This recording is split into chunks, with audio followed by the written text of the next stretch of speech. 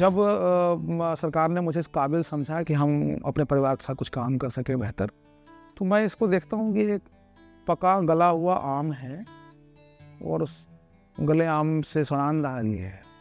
आप उस आम के साथ क्या करेंगे? वो क्या कर सकते हैं?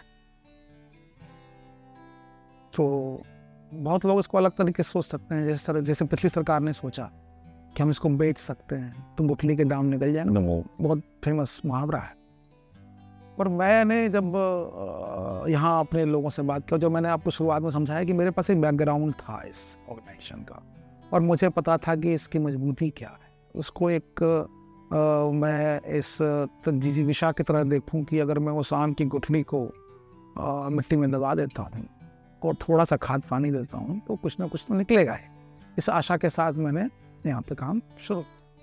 हमारे पास और कुछ नहीं था, भरोसा था।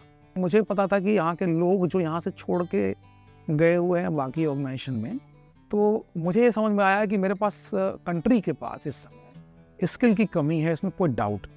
इसकी जो पूंजी है इस प्रॉब्लम की समस्या की, माँ के दृष्टिकोण से देखा जाए इसको, तो माँ के दृष्टिकोण से देखने का मतलब होता है कि आप पहले 9 महीने सेते हैं बच्चों को। आप माँ जब बच्चे को सेती है तो वो स्पर्श, वो स्पंदन, वो पैर मारना, वो सारे सिम्टम्स, उसको बीमारी है कि नहीं है, वो सब उसको महसूस होता है। तो मैंने इस कंपनी को उस तरीके से ओन किया। तो मैंने आकर के अपने बच्चों से बातें किया, जो मेरे परिवार के बच्चे, मैं बच्चा ही समझता हूँ इसको, बड़ी उम्र में मैं छोटा हूँ लेकिन मैं उनको उसी तरह ट्रीट करता हूँ। मैंने आकर के हर एक एम्प्लॉई से बात किया, सबको ओपन फोरम दिया, उनको प्रेजेंटेशन दिया कि हम कहाँ हैं और बेहतर है कि कम्युनिकेशन लेवल एक हो, जो कि नॉर्मल बाकी ऑर्गेनाइजेशन की समस्या रही है कि कम्युनिकेशन का गैप रहता है। हमेशा हम टॉप मैनेजमेंट होकर प्रोटेक्टिव मोड में चले जाते हैं कि पैसा नहीं है, तनख्वाह कैसे देंगे, बैंक इंटरेस्ट से ओन्ड तनख्वाह मिल रहा है, मतलब तनख्वाह देने के लिए जो पैसा आ रहा है वो भी हम उधार ले रहे हैं बैंक से, वो इंटरेस्ट पे इंटरेस्ट चढ़ाया जा रहा है। तो मैंने सोचा इससे क्या होता है कि फिर वेंडर का बिल आप जमा नहीं करते हो, आप वेंडर भी भाग जाता है आपसे। वो सारी सिचुएशन थी मेरे सामने और मुझे याद है कि 115 करोड़ से 130 करोड़ के बीच हमारा टर्नओवर फ्लक्चुएट कर रहा था और मेरा उधारी जो है वो 40 करोड़ एक्सपोजर के अगेंस्ट में 37 करोड़ बैंक का हो गया था, लगभग 35 करोड़ वेंडर्स का था। तो समझिए कि अब 125 करोड़ का काम कर रहे हैं सर और आप 70 करोड़ का उधार लेके बैठे हैं, तो करिएगा कि आपको कौन हेल्प करने वाला है। लेकिन मैं फिर अपने टूल पे जाऊँगा, भरोसा।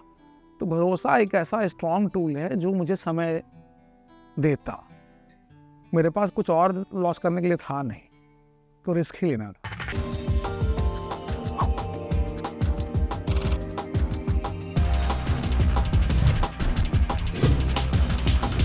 और मुझे लगता है कि जब आप रिस्क पूरे कमिटमेंट के साथ लेते हैं, 100% कमिटमेंट के साथ, क्लैरिटी के साथ, तो वो रिस्क आपका मतलब बेनिफिशियल हो जाता है।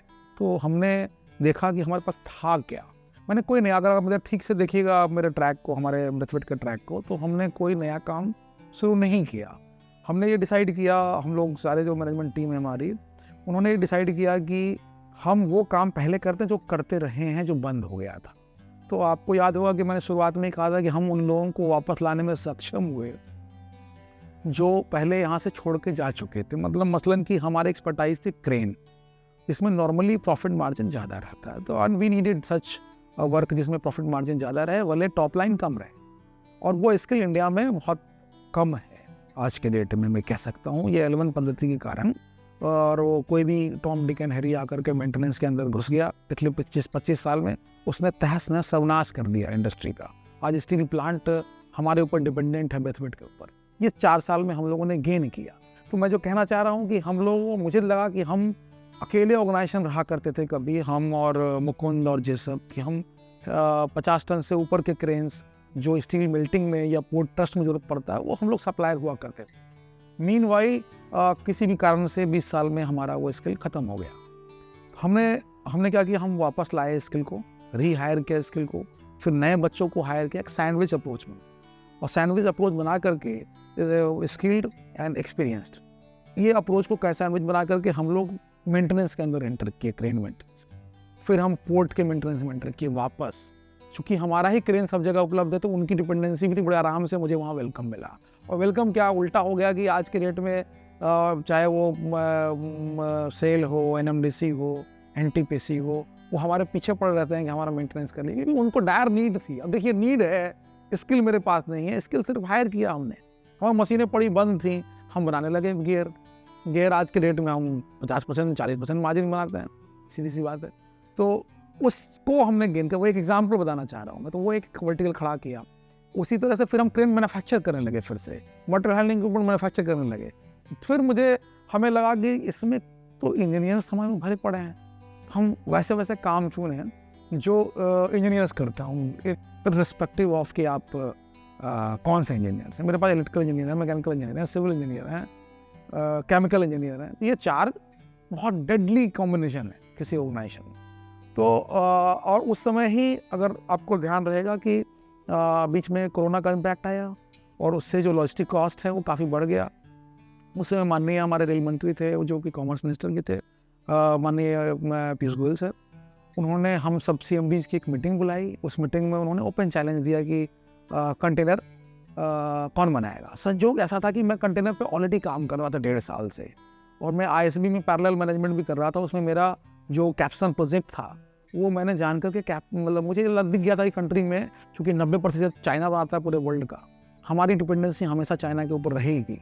इसको क्रैक करने के लिए किसी दिन किसी को आगे आना पड़ेगा। और कंटेनर ऐसा चीज़ था कि जो शिफ्ट है, मॉडल शिफ्ट है ट्रांसपोर्ट का रोड और रेल सेक्टर में, पिछले 50 साल में हम लोगों का जो इन्वेस्टमेंट कंट्री का रहा है वो रिवर्स रहा है। हम रोड पे इन्वेस्ट करते रहे हैं और रेल पे कम करते रहे हैं, जबकि रेल के करने से लॉजिस्टिक कॉस्ट डाउन होगा या वाटर पे करने से आपका लॉजिस्टिक कॉस्ट डाउन होगा। ये हर एक रिपोर्ट कहता रहा है, पंचवर्षीय योजना का भी, लेकिन वैसा हुआ नहीं। किसके कारण नहीं हुआ ये मैं अच्छा मुँह कहने के, लेकिन सच बात यही है, विगत सरकार ने, इसमें कोई शक नहीं है, मैं मतलब डेटा के साथ बात कर सकता हूँ कि ये शिफ्ट, मॉडल शिफ्ट पे बहुत काम किया है। और उस शिफ्ट में मैं भी एक तिनका हूँ जिसने कंटेनर को ऑनरेबल मिनिस्टर के गाइडेंस में इस प्रोजेक्ट को शुरू किया। जहाँ आपने ख़त्म किया, मैं उसको आगे ऐड कर देता हूँ कि सिफर का सफ़र अनंत की ओर। ठीक है, तो सिफर का सफ़र तो निकल चुका है, 100 करोड़ से 1000 करोड़ पहुँच चुके हैं। Rest is numbers. हम लोगों का जो स्लोगन आज के डेट में लोकल चल रहा है, 25 में 25, मतलब 2025 में 2500 करोड़। फिर हम IPO में जाएंगे, हम पब्लिक को भी यहाँ से कमाने का मौका देंगे। हम अभी डिविडेंड, इस साल से हमारा डिविडेंड जाएगा सरकार को 50% का। तो हमारा तो तात्पर्य यही रहेगा कि अब कोई एक सर्टेन एज के बाद, एक सर्टेन समय के बाद, जब हमारा वैल्यूएशन बहुत अच्छा हो जाएगा कि 100 करोड़ की कंपनी 2500 करोड़ पहुँच रही है और जो टॉप लाइन था वो बॉटम लाइन, टॉप लाइन से ज़्यादा हो गया है, तो कोई भी इन्वेस्टर कहेगा इन्वेस्ट करिए इसके अंदर, और इसमें जो भी फ़ायदा होगा सरकार का फ़ायदा होगा अल्टीमेटली। तो ये जो सिफर का सफ़र है वो अनंत की ओर हो चुका है अब। ये इसका जो अगर ग्राफ अगर हम देखें तो जो लर्निंग ग्राफ का ग्राफ है, वो लर्निंग ग्राफ के ग्राफ पे वो ट्रांजिशन स्टेज क्रॉस कर चुका है मेरे नज़र में आज के date.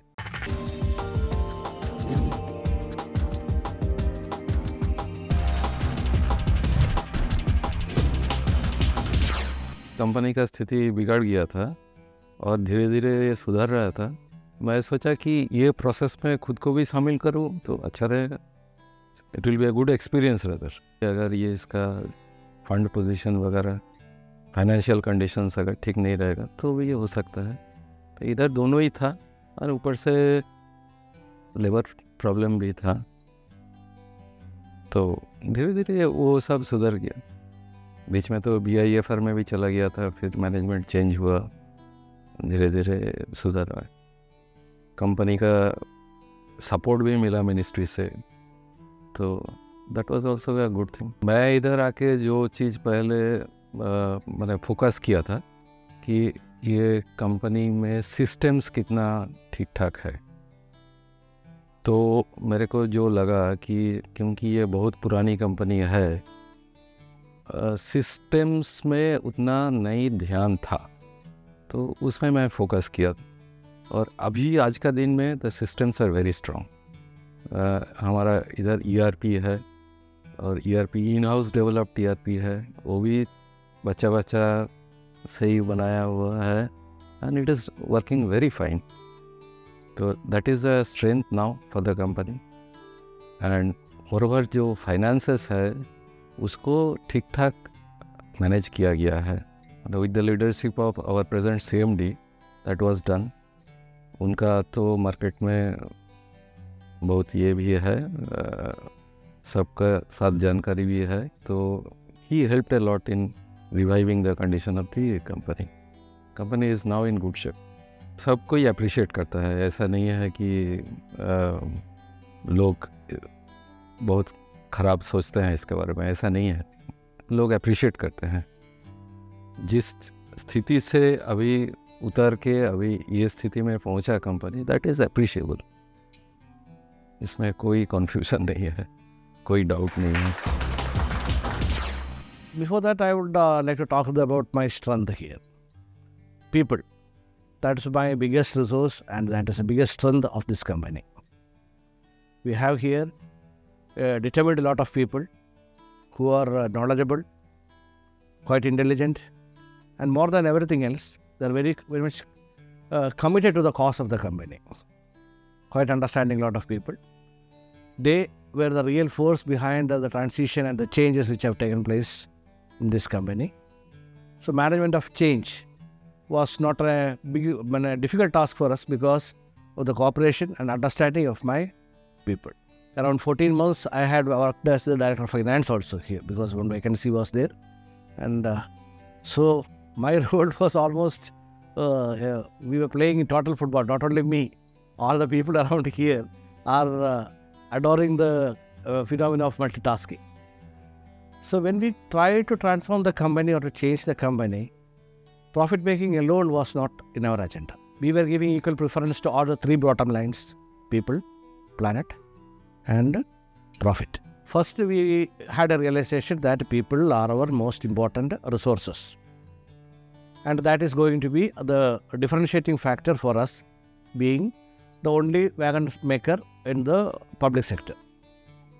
And we had to face the competition from a lot of other private wagon makers who were almost flourishing in the field. So we focused first on the people. We invested heavily on the people, we can say. Investment is not money alone. We invested trust in them. We realized their accountability and capability, and we invested heavily by empowering them. A lot of, you can say, delegation was given. The empowered people who enjoyed the complete trust of the top management and the board, they started acting in a positive manner, and they were reoriented, they were given new directions. We had to do a lot of regroupings. And I say that factor added with a lot of communication, frequent communication. Our CMD, in fact, he used to daily communicate in the shop floor. Communication was the panacea we had given to take all the people into trust, rather to gain the trust of the workforce, officers.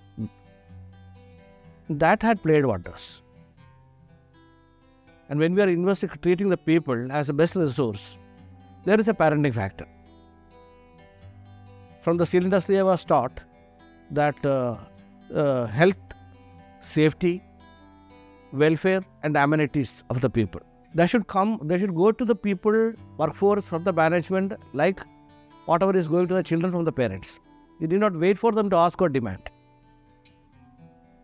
So that part was taken care of to start with. We could find a lot of lacuna in the welfare side, the amenity side, and the OHS side of the persons who were working here. We addressed them in the first lot itself. Then the monetary side, we can say the compensation package or salary, these things were secondary, or we can. Before that, what we did was, we took them into confidence. We had communication dialogues with them. We entrusted them to the extent of their capabilities with different sorts of works.